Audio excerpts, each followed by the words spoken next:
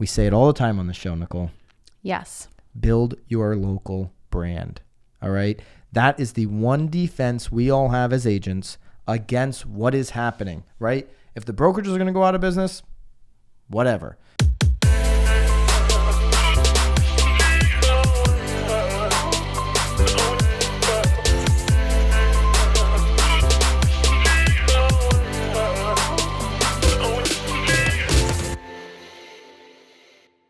This is Byron Lazine and Nicole White, and you are tuned into episode 153 of The Real Word. Word is up. We're disappointed. Uh-oh. A little bit. Starting off on a negative note. No, not negative. Just well, we were waiting. Disappointed note. We talked about it last week that we were waiting for Brad's little prediction.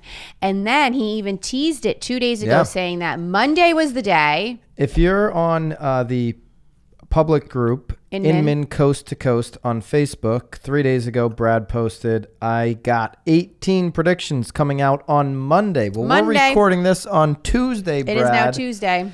And your predictions on Inman have not come out. He did say here's one of them. Remember, they are predictions. Whether they come to fruition or not is another matter. Go back and look at episode 152 because we talk about Brad's predictions last year and how many of them. Well, I feel like maybe that was like a little thing for us. Like, hey, bitches. Like, they were just predictions. They were just predictions, Nicole and Byron. But you can go check out episode 152. We talk about all of his predictions, which ones came true and not.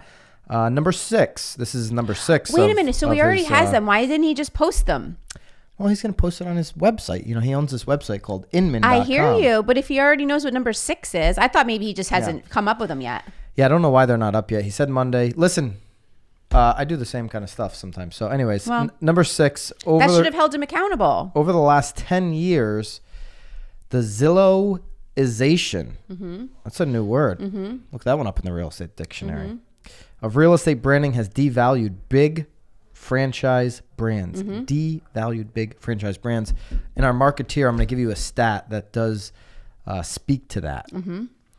The new franchise model will emphasize services, tech tools. Well, Realogy, you missed a line. Realogy will successfully introduce flexible brands in 2021. So this is a prediction, but maybe he knows something. I don't know. The new franchise model will emphasize services, tech tools, and expansion financing, allowing an affiliate to tout its local company name without the franchise tout. That's T-O-U-T. Tout. No. Yeah, 1,000%. I like toot. They want to toot their own toot horn. Is double-O-T. Whatever. Name without the franchise brand tag. So what he's saying is Realogy is going to roll out a model, and this is not a racket. We're just giving you a preview of hopefully next week's show when Brad's actually posted all of his predictions so we can go through them one by one and we'll recap this. But what this sounds like to me is Realogy is possibly looking and saying, okay, it's not about the CB brand. It's not about the Century 21 brand. It's not about the Sotheby's brand. It's about the teams dominating real estate, the individual agent being out. So let's invest in teams. Let them build an independent, quote unquote, brand in their local community, and we Realogy sponsor it without them having to say, you know, whatever at CB. I think what I'm actually surprised that it took companies so long to recognize how influential influencers are. I mean, influencers, local influencers. Yeah, I mean, some influencers are making more money than like Julia Roberts when she's in a film. So really, absolutely. Well, yeah, like YouTubers. TikTokers. I mean, hello. I mean, there is so. I mean, and I think that it's, and I hope that it's true. I think it would be wonderful for CB agents, or not just CB agents. Sorry, any agent under the Realogy umbrella to be able to do that. I mean, I understand that it's important to have that big name when you're first getting into the business, but I think, as you go on, rarely are you really stating what company you're from unless someone asks you who do you work for? Like the consumer even really like. And I absolutely agree. The name you're affiliating with has to be a true partner in your business. We're lucky here in Connecticut to be partnered with William Ravis because they are a true partner in our success. So I agree. When I look at a lot of the Realogy brands, they are just leaving their team's agents kind of out to fend for themselves. So this does make a lot of sense if that shift is kind of where he's going with that. Right. That being said, That'll be next week's show. Still do not have the predictions. That'll be next week's show. Hopefully the predictions. Brad, we'd love to see those. I hit refresh on Inman.com about 37 times this morning, trying to see if they would populate. They haven't yet, but we'll talk about it on the next week's show. And before we get into the two rackets and the Marketeer, which are great this week. Wait, but this is the Marketeer, This is the Marketeer. Right. I know. So before we get into this stuff and the two rackets. Yes. Make sure. Oh, Lord. Here it is. You go subscribe to the Real Word channel on YouTube. If you're watching this on the One & Company channel, these videos in 2021 will not be posted there anymore. Go over to the Real Word on YouTube. Hit subscribe because that's where, and all the content, the last 153 episodes are there, and all the new content in 2021 and our new show will be posted there. Not any longer on One & Company. So make sure you go and do that. All right. And if you're listening to this on the podcast, leave a 5-star review. Please. Hopefully we didn't lose everybody after that. All right. Anyways, racket number 1. A super hot market. Economists weigh in on what to expect in 2021. This is an Inman article from our friend Andrea. And let's get into what some of these economists are saying. We've talked about this a little bit in previous episodes, but not specifically this one individual here, Mike Simonson, CEO of Housing Market Analytics from Altos Research. In a webinar last week, which was called the Real Estate Market Outlook for 2021, he said we are going into the start of the year in a super hot market, red hot. Red hot. Inventory has plunged to just under 469,000 single-family homes in a month. There are every year over 5 million real estate transactions. So this is crazy to have this type of inventory down. Well, and I think most local markets, I can speak for ours, like there is nothing. I think in our town alone, there's maybe like 35 homes on the market right now. 40. Yeah, there's just not a lot. It's a small town, granted, but not really a lot of inventory at all. We've seen in the last 10 years, points where there's been 200 plus homes. So 35 is not a lot.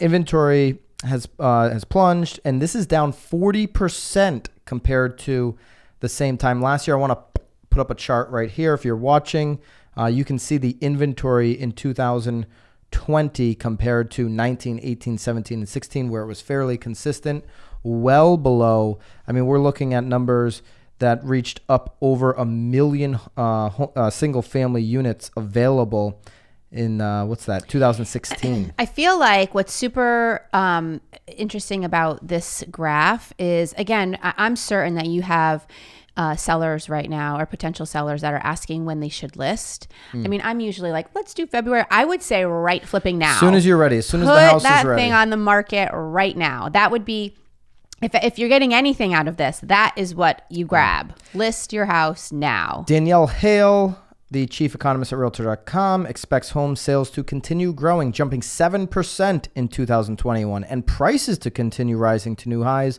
although at a slower pace than in 2020. She expects them to increase at 5.7% in the new year. As far as seasonality goes, here locally in Connecticut, you can watch it going back 20 years. We're up in the spring, summer, and fall, and we come crashing down in both median sale prices, pending sales, total sales in the winter months here. We have true seasonality to our market. And if you look back the last 20 years, it is like this. In the comments, if your market's the same, love to hear, or maybe it's a different time of year. But she does say, as far as the seasonality goes, we expect housing to be busier in the spring like it normally is. That was the one difference of 2020. The spring got off to a very slow start. People were waiting and seeing for all obvious reasons. Yeah, for sure. But she expects it'll be stronger than 20. She anticipates low double-digit home sale growth, close to 10%. So which previous guy we mentioned, still very healthy. I mean, that's like beyond healthy. Yeah. I mean, that like healthy would be 3% maybe. Yeah. So she's expecting 10% for sales growth, where we had, I think, 7% from Mike Simonson. So she's more bullish than Mike. And we've talked about this, Nicole. A lot of people waited, right? Mm-hmm. They're going to be feeling more comfortable. Mm-hmm. The vaccine, they're going to just be more comfortable with maybe the economy opening up, consumer confidence, right? More comfortable putting their house on the market, or maybe on the other side, more comfortable buying now because maybe they know their job is secure. Right. Well, that's the biggest thing. I think that there were still so many jobs, and I'm certain even still now, there are still some job insecurity. So In a forecast released last week, Fannie Mae Economic and Strategic Group had more modest expectations, predicting a 2.8% rise in total home sales. So we've seen 10%, 7%, 2.8. Those are 2.8 would be like the rule of thumb there. In 2021, after a 7.6% rise in 2020, the mortgage giant expects the median existing home price to rise 4.1% next year to $302,000. Again, still good numbers. Yeah. Because again, I think what's important here though too is because everyone again during this time is thinking a bubble. I mean, 4% is not a bubble. Like there's no bubbles with 4% increases. 3 to 4% is what you want to see in a normal market for sale price appreciation. The biggest factors that will drive the housing market in 2021 are the age-old economic fundamentals of supply and demand. Svenja Goodell, chief economist for Zillow Group, told this to Inman. That means sellers will likely continue to have the upper hand. So inventory is going to remain scarce. We had the chart. We can put it up again from previously in this topic. I will say, though, in this market, because of the inventory, I mean, builders should be leaning into their business. I mean, now is the time to be building. It seems like that's really a lot of buyers only. Yeah. Here's one of my predictions for 2021. What's that? Land values jump up considerably for the first time in years, especially locally where we've seen land just not be worth much. You're going to see land across the board jump up for considerably. Sure. Well, I think properties that never were selling before, like ones that are along highways, like just because people want something or need something. And they want to build a new product, and so they're just going to create their own opportunity. Yeah. Absolutely. Clean. The math is unavoidable. There are millions of millennials aging into their home buying years, and million more Gen Zers behind them, Gen Zers, that will continue to want and need homes of their own, keeping demand at a boil for years to come. This is coming from Zillow. Zillow has been very bullish on this. Is not just a period of time.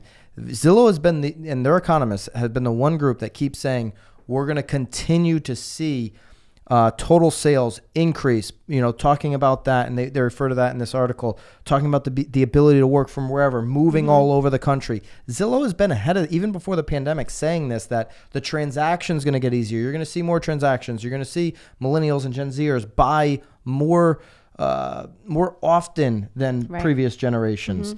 I also think the baby boomers are making moves, so maybe there's something to this. Well, I think in all honesty, I think they're making moves together though too. I mean, we're talking about multi-generational situations, or at least being closer to one another. I don't know. I mean, I think like you said though, I think this has been something that has been in our future. It's just maybe fast forwarding. There's a lot in this article. I encourage you to click the link. We'll link it up, obviously, in the YouTube, as we always do, so you can go through it. I mean, there's even more. They get into the Biden presidency. They get into double dip recession possibilities. So there's a lot there, a lot of data. The Redfin economist chimes in. They quote a lot of people. A lot of good stuff if you're looking even for some content for your local market as a real estate agent and you want to pull some data. There's a lot in here from real estate economists. So how are you feeling about 2021? Yeah, it's gonna be bonkers. Yeah. Good. Yeah. Heard it here. We're gonna be pretty lucky again to be in an industry.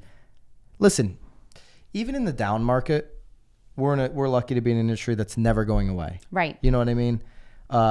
This isn't a luxury item, having a home. It is the necessity of life, unless you're a caveman or woman, which I don't know any. Do you? I don't know. Anything. Do you think you would have survived? Did I just arrive? What? Would you have survived cave life? Oh, no. No, me neither. So we're pretty lucky. This is an indestructible industry. Even in the down years, helping people buy and sell real estate is a great business to be in. So we're just lucky we picked up the right industry, for sure. Honestly. All right. Look at you. Racket number 2. I got a lot of crap here on my Instagram story. Let's see what it is. I mean, we can't blame the people. I posted this earlier, maybe an hour ago. I feel like for every yes. It's 64% saying just keep talking about Zillow, and 36% say cover this topic. I posted a screenshot here of this topic, an Inman article. Michael Jackson, Thriller, baby. Michael Jackson's Neverland Ranch sells for $22 million. The 2,700 acre estate. I had no idea it was that large. Huge. No idea. Built like a theme park, was originally listed for $100 million in 2014. Pittsburgh Penguins co-owner and billionaire investor Ron Burkle has paid the $22 million for the estate once known as the Neverland Ranch. This was bought by Michael Jackson in 1987 for $19.5 million, and then he built it into look like an amusement park. So he put probably more than the $19.5 million into the property to build this thing out. I would imagine more than $20 million to build out an amusement park. I don't know the cost and that kind of stuff, but looks like it's mixed hands a few times. Started 67. Yeah. So anyway, but let's talk about what it's 40 miles from California's Santa Barbara, in Los Olivos. It's been rebranded as the Sycamore Valley Ranch. It was, a bunch of price cuts over the years. This was an off-market deal. The last people to hold the listing was Compass's Kyle Forsyth and Suzanne Perkins, but this one actually went off market. While the rides and zoo were taken away. Oh, so the son, he didn't want the rides. 12,000 square foot Normandy style mansion and 22 other structures. Now, the reason a lot of people, because I was getting people off of the poll that I put on Instagram stories, a lot of people were then DMing, Candace Decker, shout out to Candace down in Southwest Florida, Cape Coral, says, after watching the documentary, I cannot even listen to his music or hear so she's not going to be watching this episode of The Real Word? I'm sure she is. No, she says no, definitely not. So we may be losing some people talking about Michael Jackson. I haven't watched the documentary. Still have the MJ Essentials on my Apple playlist. No, don't listen to the music. No, I don't either. After Sam says yes. Sam's listening. All right. Sam, we probably just got some hate comments. That's okay. But here's the deal. Here's what I like about this purchase. Yes. Not anything to do with Michael Jackson. Here's what I like about the purchase from the Penguins owner, Ron Burkle, is he also owns a little place we snuck into. Well, no. We didn't sneak in. We snuck in. We're not members. We weren't invited. We didn't know we were sneaking in. We didn't know we were sneaking in. We didn't know where we were. We had a couple drinks. We walked in. It looked like a really great place to hang out. I mean, all the cool kids were there. So we're like, that's where we want to go. Nobody kicked us out. Nobody kicked us out. So that's the Soho House. We went to the one in Malibu. I think we closed that place down too. And we saw you Sean closed Penn. It down. I left. Saw Sean. No, you were there because that's when Sean Penn showed up. But then I still left and you guys stayed a little longer because you were trying to, get Sean Penn to maybe. No, I was trying to do nothing with Sean Penn. First of all, didn't we all leave together? I mean, we had like a 3-hour ride back to our hotel. No, I left. Sam, were you there? Yeah. Sam and I left. So Jill and I went back by ourselves? Yeah, I think Sean Penn brought you home. Oh, you guys left. I left with I left with somebody else. Anyway, with someone else. I don't know. Jeez, who did I leave with? Actually, what's going on? Hopefully my wife's not watching this one. That was not a quick trip. No, I left with somebody legitimate. I think it was somebody on the team. Lucy? I mean, yeah, somebody on the team. Anyways, his private club company, the Soho Club. So he's buying this as a land bank opportunity. He's banking 2,700 acres for maybe the best Soho house of all time. The Soho House. He could keep half of it for Soho and develop the other half. Yeah. I mean, I'm surprised nobody grabbed it sooner. It does seem like I don't know the area well. I don't know the area well either. I'm just pretending like we can develop it. Maybe you can't. Maybe MJ was smart enough and he also turned it into like a national park where it can't. I don't know. I don't know but I am excited to hear that maybe Soho is popping up another location. Because it's labeled a ranch. You can't split it up. Yeah, I don't know that, and it doesn't get into that in this article. But anyways, the land bank, hey, here's the thing. We're talking about the devaluation of the American dollar these days, all these printing money. Well, we're not making more land. We're not making more land. He just got 2,700 acres for less than $20 million in California. And, if he's going to make the best all-time Soho House Ranch, maybe we'll become members.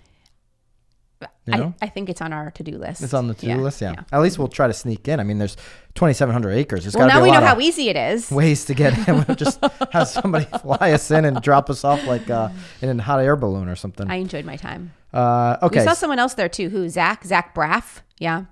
Yeah. You can go back to, how many years ago was that? 2 years?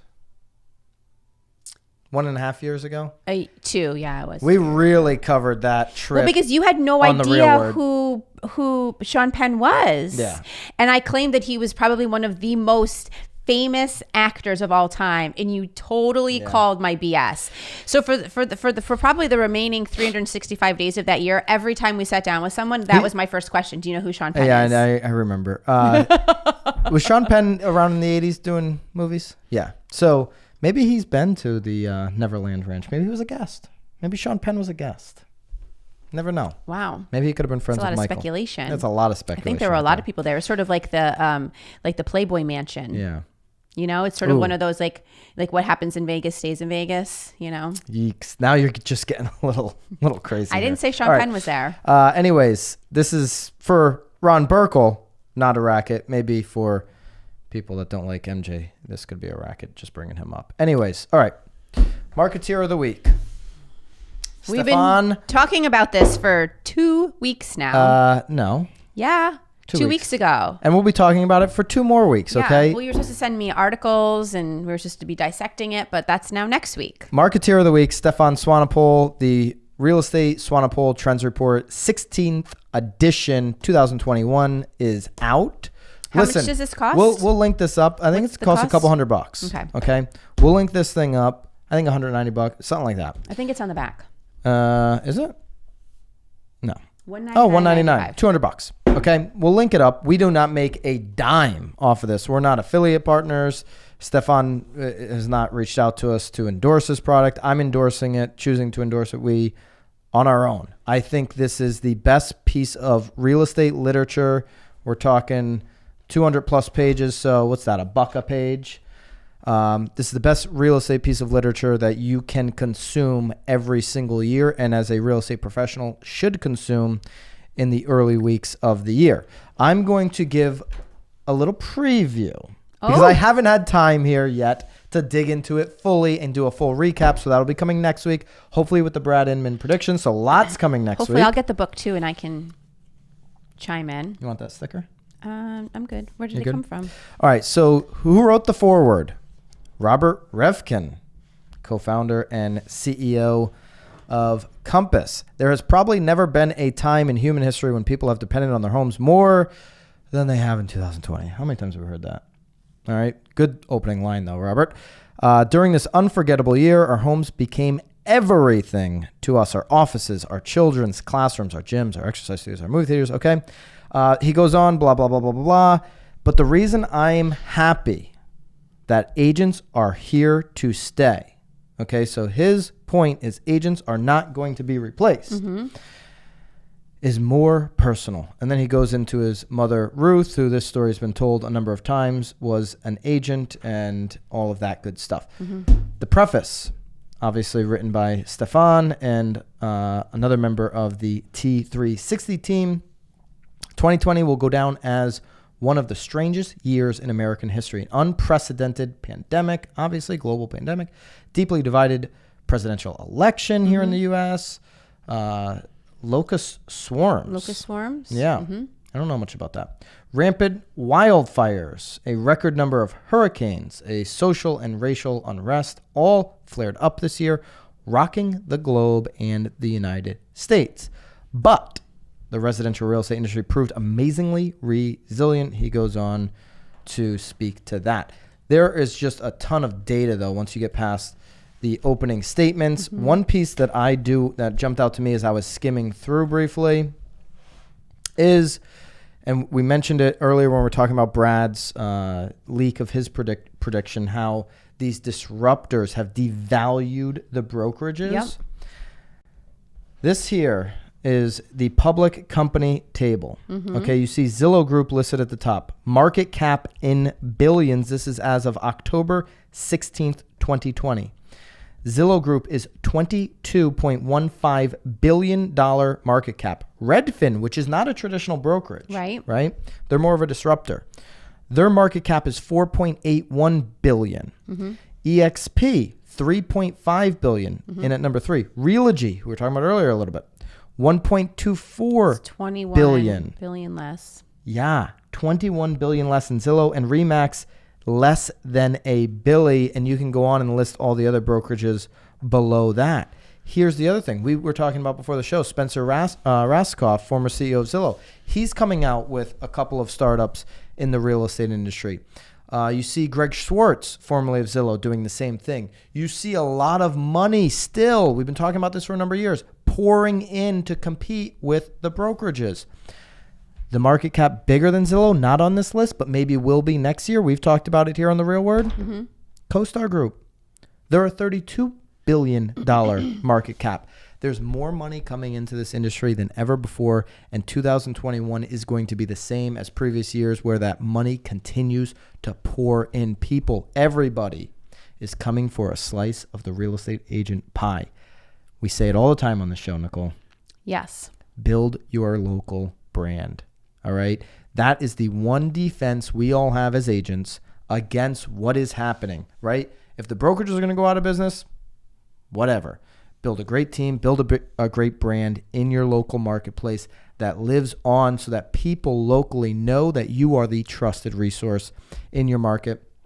These numbers are staggering. The brokerage community has, and I've said this for so long, has already lost. They're so far behind. Mm-hmm. And a lot of people think these market valuations are baloney and all this kind of stuff. The money keeps pouring in. The money just keeps pouring in. We'll talk more about it next week too. We will. We're going to dig into this fully. If you haven't bought it, go ahead and buy it. Maybe send Stefan an email saying, hey, throw Byron and Nicole a few bucks. They were the recommendation for me to go out and buy it. But looking forward to recap that. Brad, hopefully your predictions are up soon. Brad, we've been waiting. We'll give you a sticker. He's almost a full month behind. Full 30 days. Last year was the beginning of December. Remember, we did our math. But he's got a lot to talk about. What do you have? 18 or 19? I think he said 19 predictions. 19 predictions. Okay. Yeah. We're talking about that and more next week. Make sure you go over to, if you're on YouTube, The Real Word channel. Subscribe over there. The content is going to be going away on the One & Company channel. If you've been listening throughout 2020 or watching, we really appreciate you guys. If you've been here since the beginning of 2020 or before, love to hear from you in the comments. Great year, Nicole. Happy New Year. Yeah. Happy New Year. It's going to be a good one. Next year, we'll be hitting 200 episodes, all right? Maybe we'll get a video then. You're going to bake a cake?